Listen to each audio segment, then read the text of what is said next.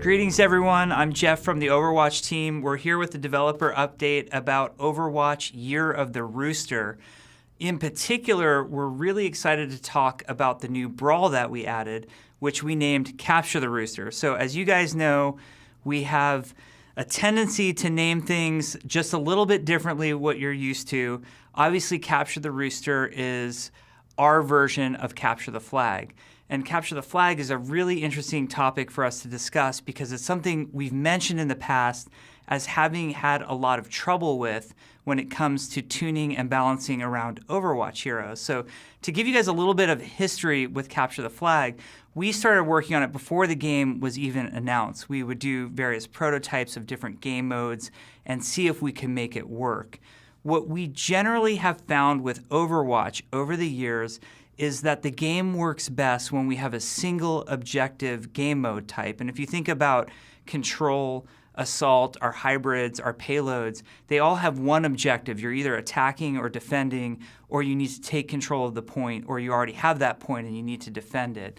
And Capture the Flag is very unique in the sense for Overwatch that there are two objectives going on at once. There's your flag, the enemy flag, and you're having to decide how many resources you dedicate to getting their flag or to defending your flag. And both flags are in play at the same time.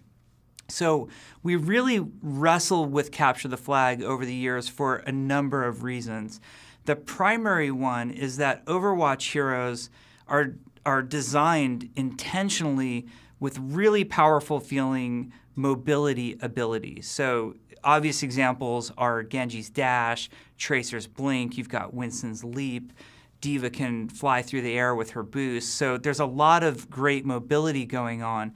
It's challenging with Capture the Flag, which is a very mobile game mode type. You're trying to get this thing in an enemy base and bring it back to your own with these types of abilities in play. So over the years, as we were iterating and testing various versions of Capture the Flag, we actually gave up on the mode for a while because we felt like what we didn't want to do was add a bunch of rules that no longer made Overwatch heroes feel like Overwatch heroes.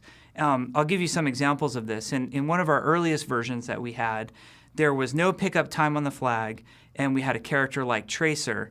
Well, what our tracers would do when we were playtesting these early prototypes is they would triple blink to the flag. Obviously, they would pick it up since there was no capture time, and then just hit recall and be 30 meters back to where they were, literally untouchable to get the flag. And defenders of the flag didn't even know what had happened. Oh my God, our flag's gone. Where did it go? Well, Tracer is already capping it.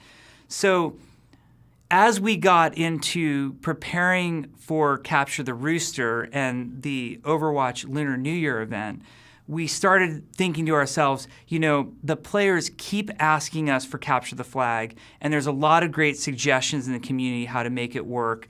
We've tried it before, but should we try it again? And this time we took a different philosophy to it. So early on when we started iteration for Capture the Rooster, we said, well, we can do all these things to our heroes to try to make it feel a lot more balanced. So we had a version up and running where we picked the abilities that we picked were the mobility and immunity abilities. So a great example there is Reaper's Wraith form, even Zenyatta's Ultimate Transcendence, where he's moving very fast and he also can't be damaged at all. We picked a bunch of abilities like that, Tracer's Blink, Recall, Sombra's Teleport Beacon, and we made it so when you use those abilities and you were the flag carrier, you just dropped the flag on the spot. And for a while we played the mode this way, thinking it would feel more fair and somehow more balanced. And what it ended up feeling like to us, and we did a lot of playtesting on it, was they just didn't feel like Overwatch characters anymore. It felt sort of like a drag almost to be the flag carrier. One of the fantasies there was getting in, grabbing that flag, and really doing the run for your base. So ironically, we set up all the abilities to drop the flag, and then we ended up reverting it all and just saying, let's really go to the spirit of what capture the flag is to us, and we believe is to our players when we mention it to them. When people think of capture the flag, they think of those great movement abilities. In the really old school games, you used to be able to grappling hook all the way across the map with the flag, and that was one of the fun things we remember about various CTF modes in FPSs. So instead of trying to overly balance and overly tune Overwatch around this concept of sort of fairness, we said, why don't we embrace what our heroes do and allow them to do that?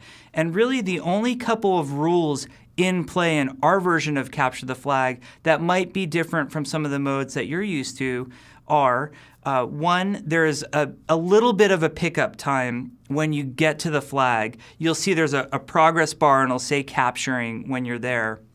And it's not terribly long, but any damage interrupts that. So that prevents those really cheesy captures like Tracer triple blinking in and just pressing recall. Now for Tracer to do that, the flag has to be totally unguarded, and she needs at least enough time to pick up the flag before she can do that. The other rule that we're trying in Capture the Rooster is that we don't require your flag to be at the base when you capture the enemy's flag. So for those of you who are familiar with World of Warcraft, we have a battleground in there called Warsong Gulch. And this is something we've worked for years on, and it's one of the favorite battlegrounds in World of Warcraft. And in World of Warcraft, we require your team to have the flag when you capture the enemy team's flag. But and it's cool in World of Warcraft because it creates some gameplay that wasn't as fun in Overwatch. It was a little bit problematic in Overwatch for us when we tried it this way, where you're the flag carrier, you're kind of standing around trying to communicate to your team like, hey, I'm not going to be able to hold out that much longer. You guys need to go find the flag. I can't do it on my own. Because the time to kill and the lethality is higher in Overwatch, it's more difficult to sort of have those holdout moments when you still have the flag. Now, one thing people might be worried about is, and I know we're going to hear this feedback, there are moments where you're defending the flag, your team's flag, an enemy's going to come in, you're going to have a cool battle, but they're going to win and grab the flag. And there's this feeling of they might use some really powerful ability. Winston's Leap is a great example. Winston's going to leap away with the flag, and you're going to say, well, we didn't have a chance to get that flag. And we sort of had that feeling as well. And that's why when we were in our iteration cycle, we tried those versions where it would drop the flag when Winston used that leap ability. What we found during that iteration time was usually there's a team fight before a flag cap happens in the first place, like an initial capture where they're grabbing the flag from your base. And even with the abilities dropping the flag, if the other team took the flag and got away, they were probably going to cap it anyway, whether or not we let you use your cool movement abilities or not. So ultimately, we really went with more of a free form capture the flag, where we're embracing more of what Overwatch is about, which is your awesome hero with your awesome abilities and letting you use them all the time. And we kind of want to create those crazy moments where, wow, I didn't realize, like, you might think Tracer with her blink is the best flag carrier. Wait till you see Winston with Primal Rage, what he can do. It's pretty amazing.